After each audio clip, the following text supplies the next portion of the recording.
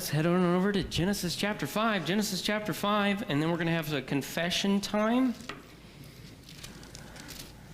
Thought you did your confession this morning, but this afternoon we're going to do some. Are you ready? How many of you, when reading through the Bible in a year, or at least trying to in January, and you only get to Genesis chapter 6, how many of you complete Genesis chapter 5 in a matter of 10 seconds because it's full of lineage? Who wants to confess? There we go. All right.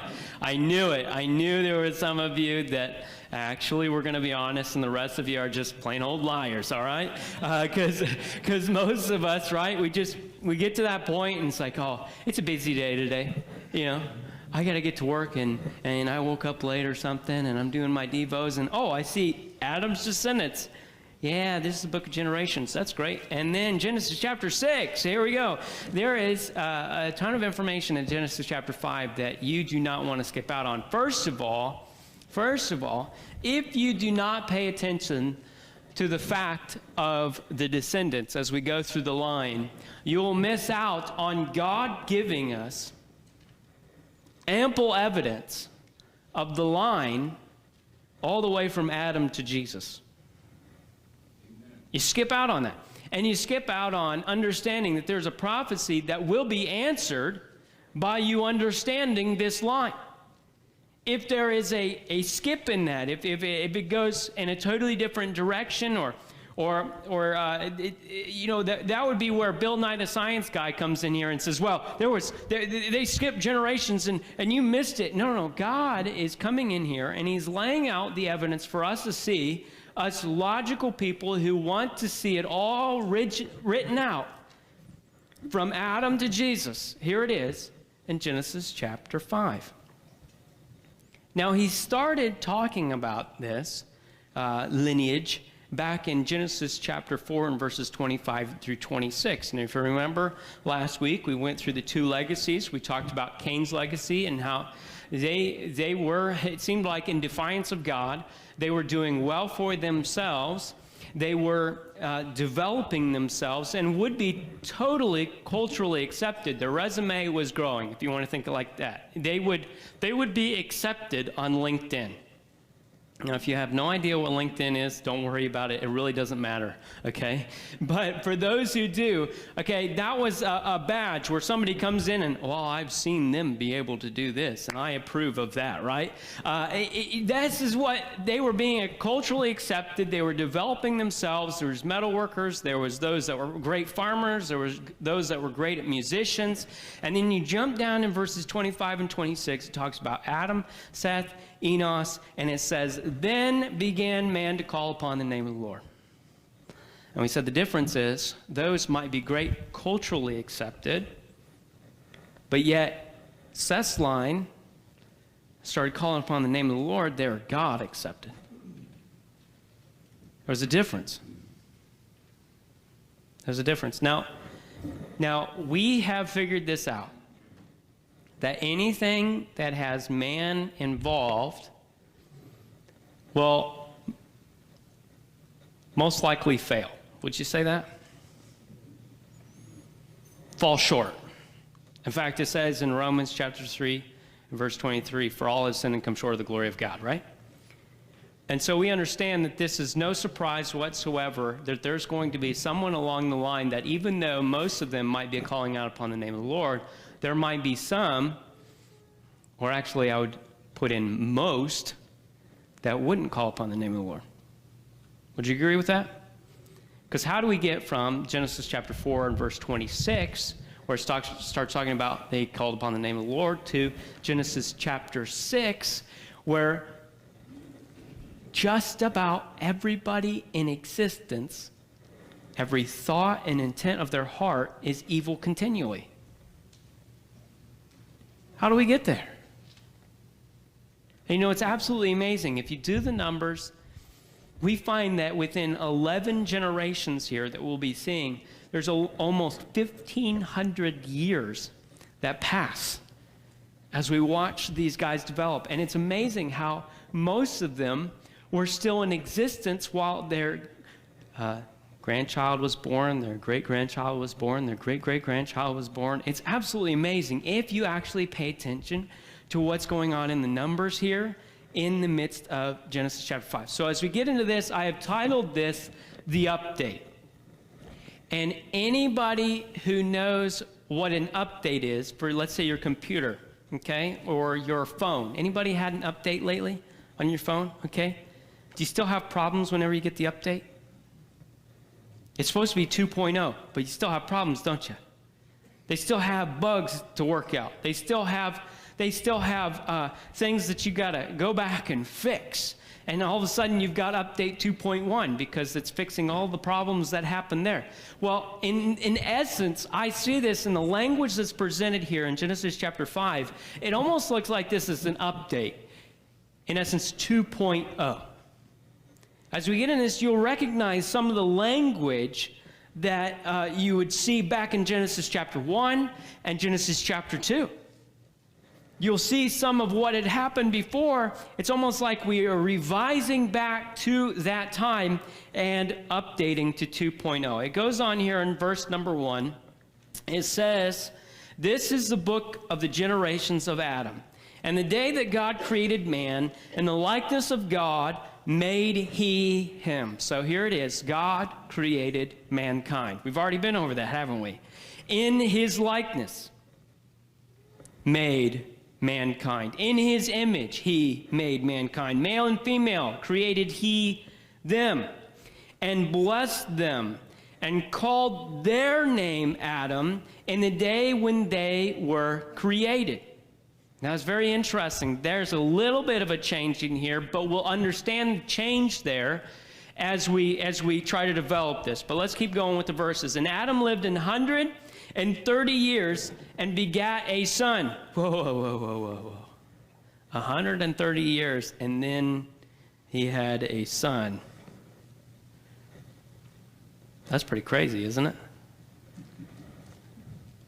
Some of you would be like, not in my book, okay? But there's a little bit of a difference in the fact of being the first human created versus we're way down the line, okay? But as we get into this, Adam lived 130 years and begat a son in his own likeness. What does that mean? We'll get there.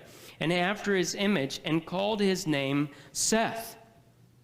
And the days of Adam after he had begotten Seth were 800 years, and he begat sons and daughters." So it wasn't just Seth, it wasn't just Abel and Cain. He begat sons and daughters. "And all the days that Adam lived were 930 years, and he died." Can you imagine living 930 years? Maybe in the Garden of Eden, but how many of you struggle with the life that you're in right now as far as seeing all the things that are happening around you? It's like, God, take me home. This world is not my home, I'm just passing through. Did you sing that song? Were you dreaming that song? I mean, this is what we're looking forward to. This is the hope that we have, but here it is. 930 years toiling in the dirt and sweating. He's got this curse upon him. He's being reminded of his consequences every single day. He's not just going to the market, going to Walmart and getting his groceries because David Medeus set him up out there in the. No, you don't do that anymore, do you? Do you do the fruit anymore? I said Medeus, didn't I? I bothered you. All right, I know. Madness. We'll go with that. But he didn't go over to Walmart and go and pick out the fruits and veggies and, David's already been through this, and so it's going to be great. He's already gotten rid of all the rotten ones. That's great. I'll just pick out all. No, Adam's out there. He's working super hard, and you wonder how many times he would have asked himself, or he would have said this, "Adam, you are so stupid. Why did you let this happen?" You imagine how many times he would have dreamed back to the time when everything was right and good as God had declared it. He's going through the same horror story in his mind of Cain killing his other son, Abel. I mean, as we jump through this, you got to imagine what's going on here. In 930 years, you will see that in this, you will find that I've got 3 different points here, and I know that they're bigger words. Carlton, you might have to keep them on the screen for a little bit longer so they can write them out.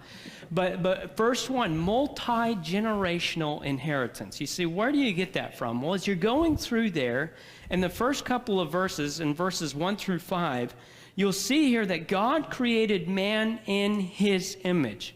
And that image, it says, in his likeness. That's how Adam was created. And that image, as God's created him, is being passed down to the next generation, right? But then it goes on and it says that Adam begat a son in his own likeness. You want to know why? And even when it says, and in verse 2, male and female created he them, blessed them, and called their name Adam. What's going on here? There's a couple of things that you'll see here. That first of all, that God is expecting Adam and Eve to multiply, to have more children that are in their likeness. No, there's no evolutionary effect here, for one thing, okay? There's no evolving. Human beings are having other human beings. Now, this would help us out in our generation of today, and the fact that there are some people who believe that they are a cat or a snake. Okay, and you say, what in the world are you talking about? Yes, okay, people think that they're an animal, and then they make themselves in the likeness, and they're always wearing cat ears and a cat tail, and then have you seen like the lizard people where they'll cut their tongue in a certain ways, and they'll do certain things with their eyeballs, and I mean, they believe that they are in this likeness. They were just born a human on an accident. All of a sudden, they just feel like they are an animal. Do you know that God didn't make his creation to be like that? He created us to have ones after our own likeness. And in that likeness, here we are having children. It should be no surprise that when that nurse brings back that child, it looks like it's a human being. It should be no surprise. But you know what also that human being, as you see, as he states here, and called their name Adam, you see a theme that is passed down from generation to generation, and the responsibility that Adam had to lead his family, and yet they sinned, and he took on that responsibility in the fact that it was on Adam. And you'll see that in Romans, and I'll get to that here in just a bit. But in this, what's passed down, what this multi-generational inheritance is, that yes, we've been created in the image of God, so therefore we are valued. He loves us, and he's given us free choice, and he's given us this ability to choose him and to glorify him. We are different than the animals, but yet also that image is marred by sin. Every single human being is gaining this inheritance. They are affected by, if you see at the end of verse number 5, those 3 words, and he, what? Died. Here it is, the consequence of sin. Adam gets to see this. He experiences this because of his own sin. And so therefore we are created in the image of God, but that image is marred because of the fact of our sin. We have inherited that sin nature, and that just keeps going on from generation to generation. It never skips anyone. The only person that was born without this sin nature is Jesus Christ. So you're going to relate to a passage in Romans, okay? Let's go to Romans chapter 5 and verse 18 through 21. It should be up on your screen for you. As you see this there, just get the language that's going on. It says, therefore, as by the offense of one judgment came upon all men to condemnation, even so by the righteousness of one, the free gift came upon all men unto justification of life. says, what are you talking about that? You're talking about the first Adam and the last Adam, in the sense of first Adam, the human being that was first created and made the choice to sin. He is therefore that consequence, that inheritance that's being passed on, that condemnation that's being passed on from generation to generation to generation, keeps on happening. But yet, we are reminded of the last Adam, Jesus Christ, who, through one man, we are given the gift of justification. For as by one man's disobedience many were made sinners, that's Adam, so by the obedience of one shall many be made righteous. Who's that? Jesus Christ. Verse 20, moreover, the law entered that the offense might abound, but where sin abounded, grace did much more abound. Isn't that beautiful? Okay, sin is abounding, and they're going to see it a whole lot in Genesis chapter 6, but yet grace abounds more. That is, sin hath reigned unto death, even so might grace reign through the righteousness unto eternal life by Jesus Christ our Lord. Okay, we go back to what happened with Adam and the multi-generational issue that's happening here, that's this inheritance that's being passed on from generation to generation to generation to generation. All the consequences of sin. It only reminds me of what Jesus has come to do for us. There's always hope. Adam created, it was good, he messed up, he fell short. And yet to look forward to the one who comes and is born and he dies sinless, takes upon all the sin of the world, offers an exchange of righteousness for our sin. He rises 3 days later, offering this salvation. Isn't that beautiful? There's hope. That's the prophecy, Genesis chapter 3 and verse 15. Jesus is coming. That's why we can claim this world is not our home. But as we go on and keep going and keep going in these reflections, you know that each one of these human beings, each one that comes from Adam, dies except for one. Enoch. We're going to get there very, very soon. But each one of these feels the consequence of this sin that Adam has committed. You go on, and in this we find multi-generational influence. And the fact that in verse 26, and what I said earlier of chapter 4, it says, and then began men to call upon the name of the Lord. What a beautiful thing that as those who choose to, as Pastor was talking about this morning, to actually commit to the Lord. Those that actually commit to the Lord, those who call upon the name of the Lord, those who have that relationship with Him, can influence those around you. And this is exactly what's going on. As we go through these passages, we'll find that in verse number 6, and Seth lived 105 years and begat Enos, and Seth lived after he begat Enos 807 years and begat sons and daughters, and all the days of Seth were 912 years, and he died. And Enos lived 90 years and begat Canaan, and Enos lived after he begat Canaan 815 years and begat sons and daughters, and the days of Enos were 905 years, and he what? Died. Okay? And Canaan lived 70 years and begat Mahalalel. And Canaan lived after he begat Mahalalel 840 years and begat sons and daughters. And all the days of Canaan were 910 years, and he died. And I'm not going to skip through these. I promised I wouldn't, right? And Mahalalel lived 65 years and begat Jared. And Mahalalel lived after he begat Jared 830 years and begat sons and daughters.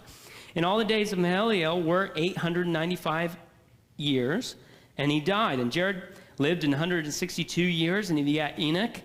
And Jared lived after he begat Enoch 800 years and begat sons and daughters. And all the days of Jared were 962 years, and he died. And this is the beautiful part right here in verses 21. And Enoch lived 65 years and begat Methuselah. And Enoch what? Walked with God. All of a sudden, we walk from this multi-generational inheritance. Yes, we do inherit the image of God. This is what we've been created in. But yet we've inherited the sin nature that's marred that. And yet we've jumped into this multi-generational influence of where at one point earlier on, at least we know that in Enos's generation, we find that men began to call upon the name of the Lord.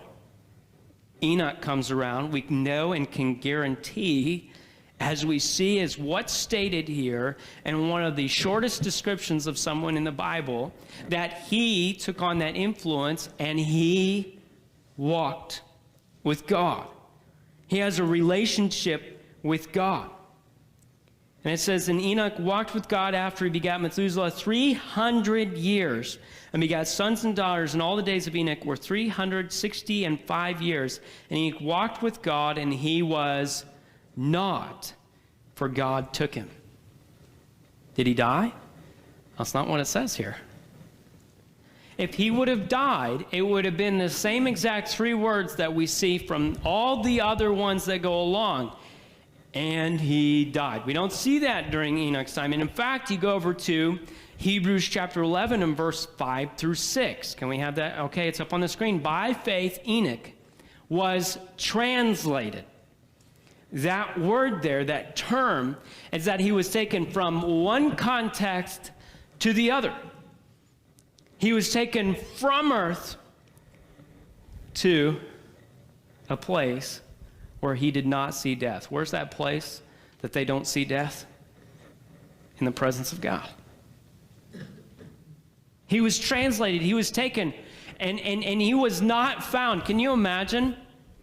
Can you imagine all the people trying to look for Enoch? Maybe he was out walking with God one day, and all of a sudden he was translated out of this context and into the other one. Can you imagine the people looking for him? Can you imagine Methuselah? Where's Dad? I don't know, I can't find him. What about Jared? He's looking for his son. Where's Enoch? What happened to him? He was translated. He did not see death. Why? Because he walked with our God. It says, because God had translated him, for before his translation, he had this testimony that he pleased God. Those that looked upon him knew exactly what he was all about. They knew his influence. They knew who his hope was, and still is, by the way. They know who he walked with, who his companion was. And in verse 6, but without faith, it is impossible to please him, for he that cometh to God must believe that he is, and that he is a rewarder of them that diligently seek him. Even after a couple of 100 years, still having faith that God's promise will ring true, that God is the one that we can put our hope in. Have you ever been tempted to give up in your hope?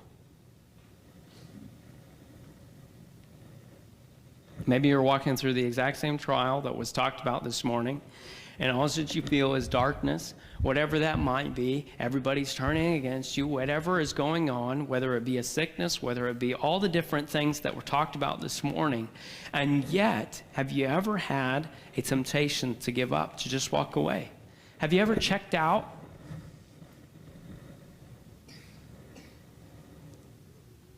Enoch walked with God and rang true. He had faith, and he was blessed for that faith.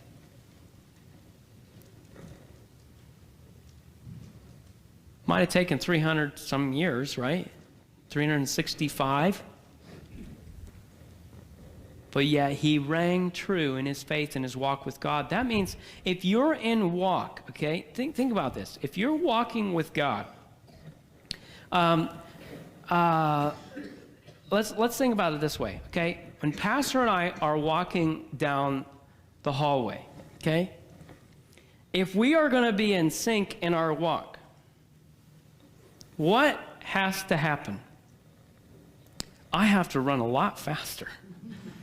And in fact, sometimes I feel like I have to run while he's walking. Why? Because he's like 17 feet tall, and I am not. And so I have to take bigger steps, otherwise I am way behind him. And you know, everything is a competition to pastor. So if we're carrying something down the hallway, he has to have like 500 of them, and I can only carry one of them, whatever it might be. And so I'm just trying to keep up with one while he has 5. And you say, what's going on here? I'm not really walking with him. I'm just trying to catch up. Is it in sync with God? You're walking with him. You're able to view each other, a face-to-face type of a situation. I'm not saying that Enoch was equal with God, because we know that that is not the case, but yet he was in tune with God because he had a relationship with him and he was active in his relationship. He was active. I think I've given this illustration before when I counseled at Camp Assurance, and you know, when you have primary campers, they always want to go, go, go, go, go, go, go, go, right? And so we're walking down the trail, and all of a sudden they start taking off. And you know what I do? I did. I just stopped. And they got way ahead of me. And then they realized that I wasn't there. And they really had nowhere to go. And they're looking, where'd you go? Well, do you know where we're going? You know, this is what I'm asking. No. Well, then maybe you should walk with me so that you know where to go. Maybe you should know that I am there and be constantly paying attention. This is the idea that you're getting here, is that if you are walking and you're in agreement with God and you have that relationship with him, there's no catch up, slow down, catch up, slow down. It's just I want to be in tune with him. I want to know where he's at, what he wants for my life. I want to be in his word, seeing what he has for me, the commands that are there, because he wants what's best for me. And that's the path that is lighted, right? Because thy word is a lamp unto my feet and a light unto my path. I wonder when I start going contrary to the word of God, if I just can't see.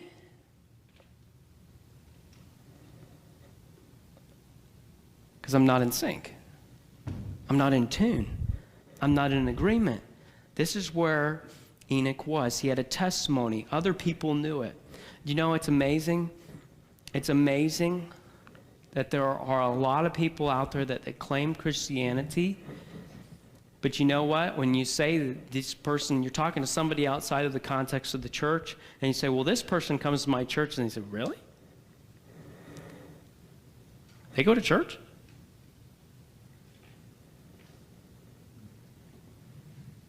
Obviously, the testimony hasn't rang true to what they claim and hold up to.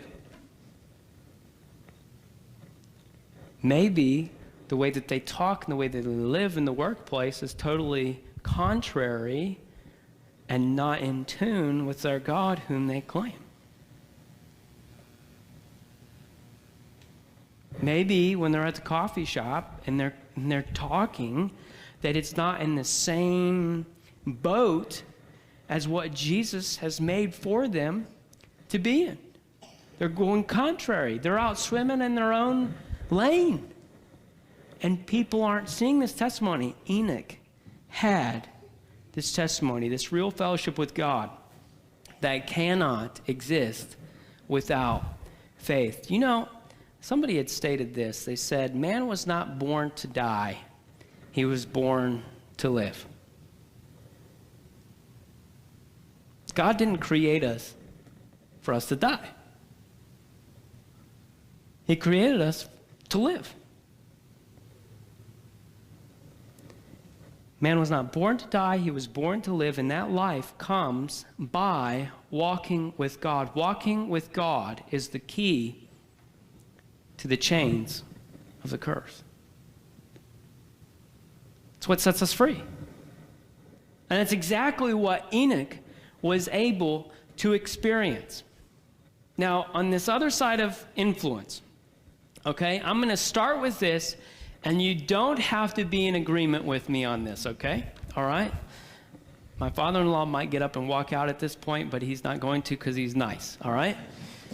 All right, now, if you actually pay attention to what's going on here, and you notice the multi-generational impact that's happening, you notice that as we go farther and farther down, that you will notice someone that you would recognize. When you get to Methuselah, and Methuselah lived, in verse 25, and Methuselah lived 187 years and begat Lamech. And Methuselah lived after he begat Lamech 782 years and begat sons and daughters. And all the days of Methuselah were 969 years, and he died. And then you go on, and Lamech lived 182 years and begat a son, and he called his name, who? Noah. Now, what comes later after Noah comes into existence? What's Noah known for? The flood. I'm glad you didn't say his drunkenness. Thank you. All right, but Noah is known for the flood. Now, if you go through here, when Noah, it's just so amazing. When you actually get into the nitty-gritty details of what's going on here, you'll find out that Noah is actually in existence in the same time that Enos was. Isn't that crazy? That's going all the way to Seth's child. That's a multi-generational impact. The only one that I don't believe that in that lineup that he would have been able to actually have influence with is Enoch, because he had gone so early. He was only around for 365 years versus the other ones that are 800 and 900 years, okay? So Noah was born during the time that even Enos all the way down to there was going on. Now, when you go and you jump into all the numbers of things, you will find out that, and this is where I'm going to bother some people, and some people just aren't in agreement with me, and that's okay. You'll find out that Lamech dies just a few years before the flood. And Methuselah dies the year of the flood.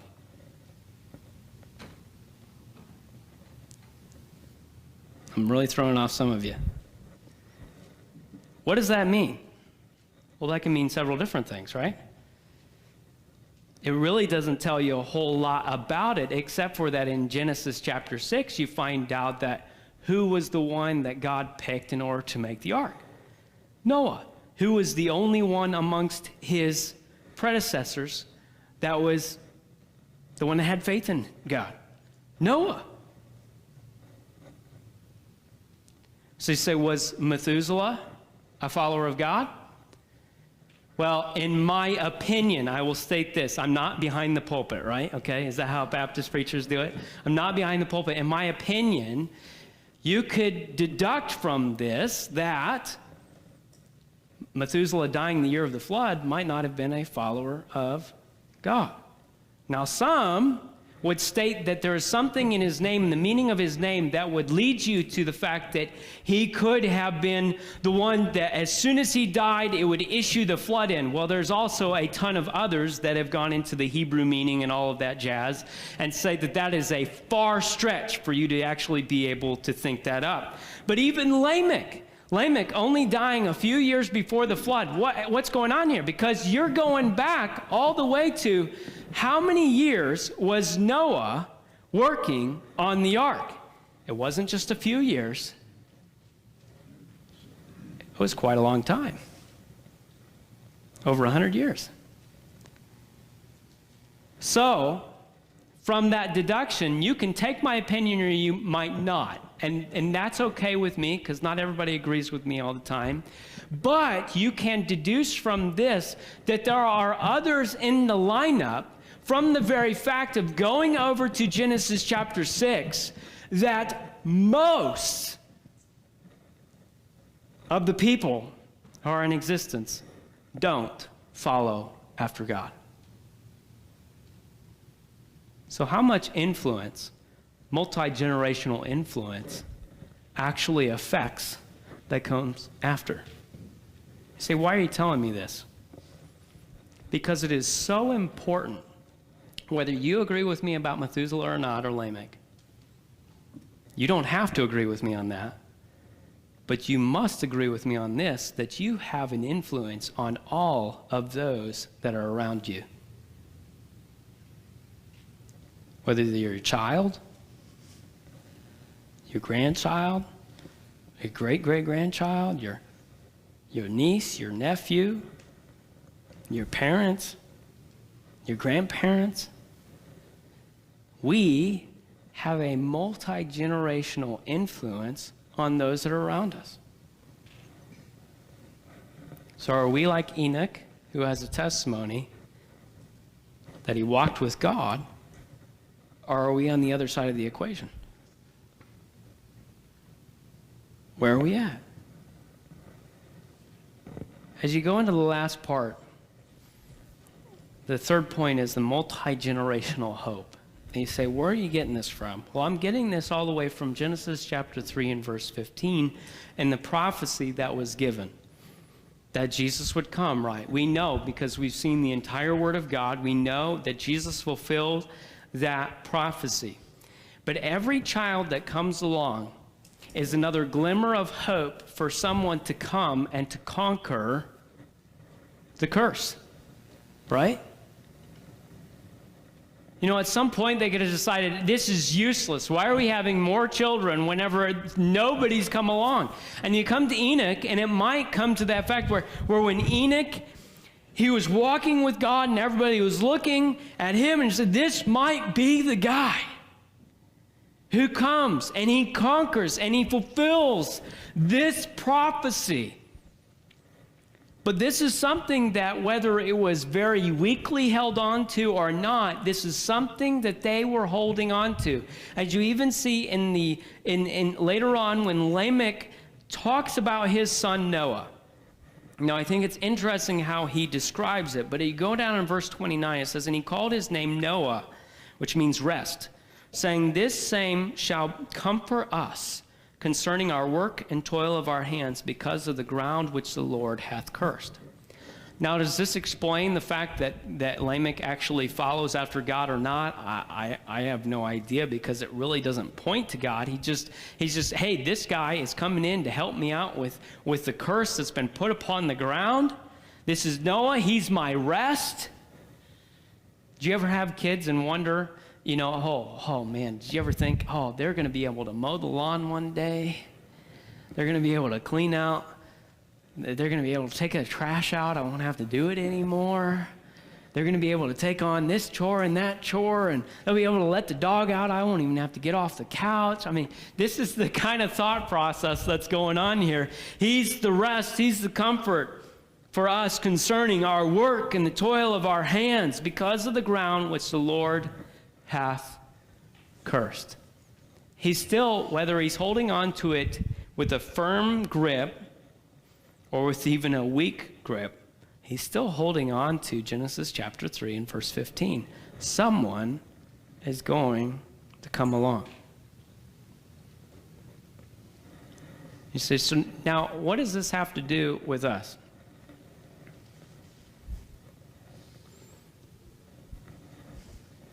As you see this multi-generational impact, this influence, this inheritance, this hope, we've got to understand and we've got to acknowledge the fact that those that are around us will inherit sin, which means what? That we're all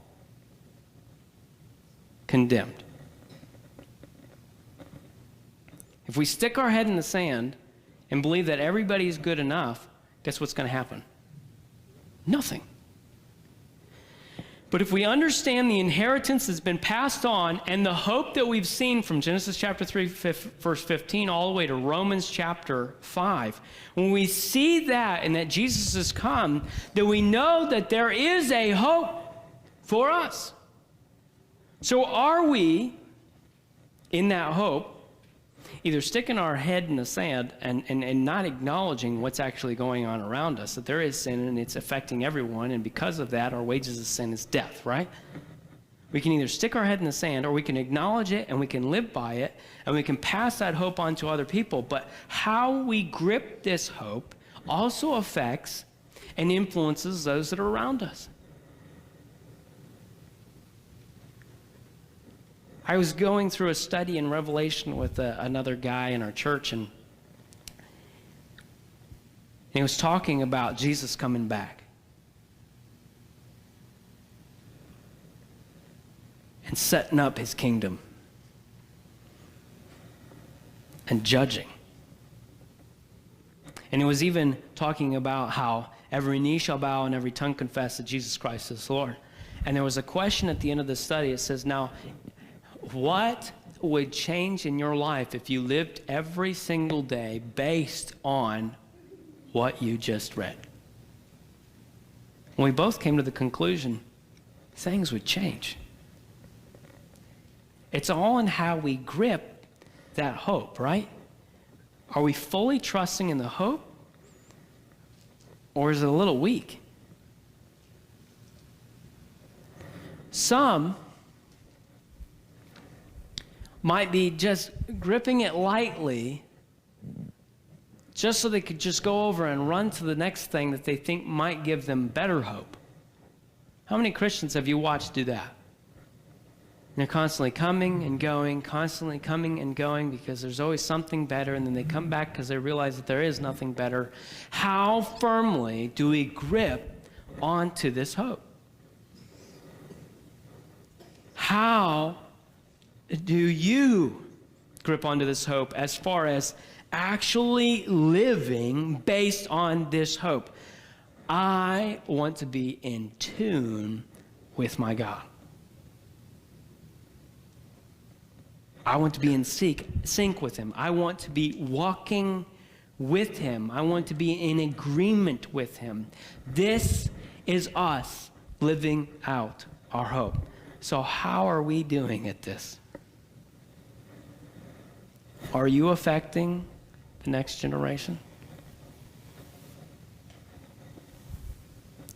Oftentimes, instead of affecting the next generation, we're complaining about the next generation. Or let's go vice versa. Instead of appreciating the previous generation or affecting them in a positive manner, we just complain about the previous generation. You know, it's hilarious how boomers think that a millennial is a negative term. But then millennials think a boomer is a negative term.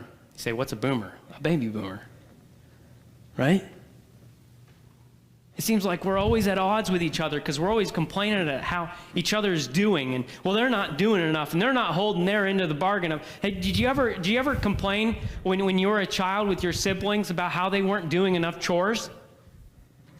And you know, in the midst of your complaining, you weren't doing anything except for complaining?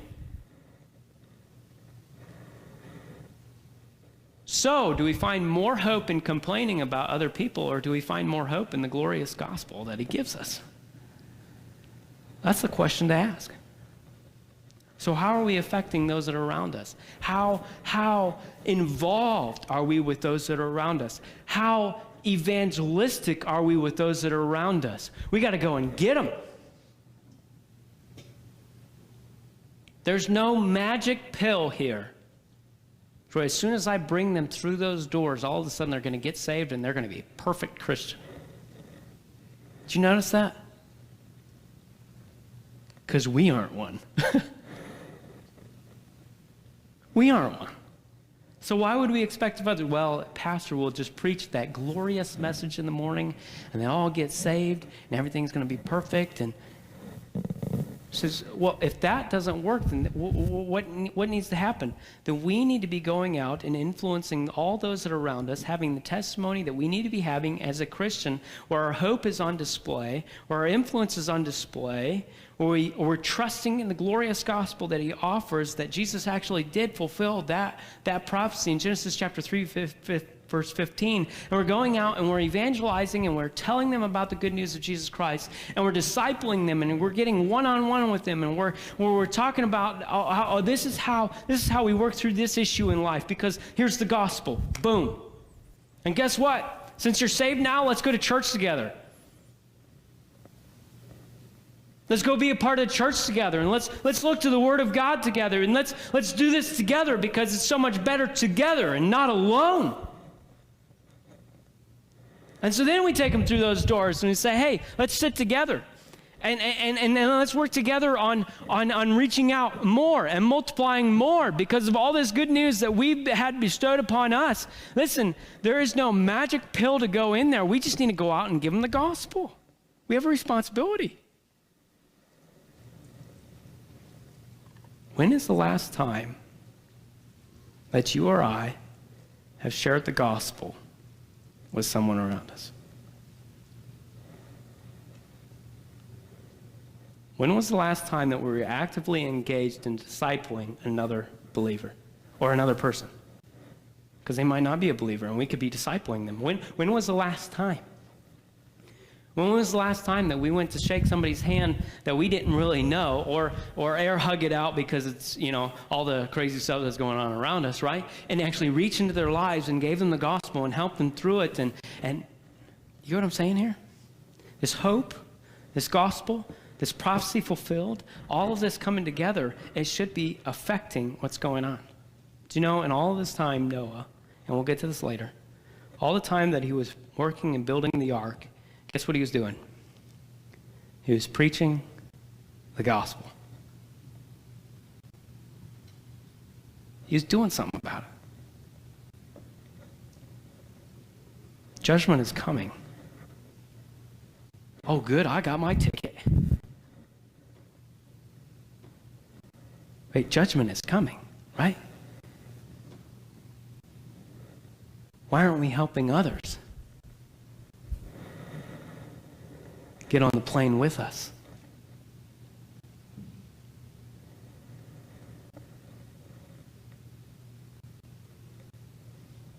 Why aren't we helping others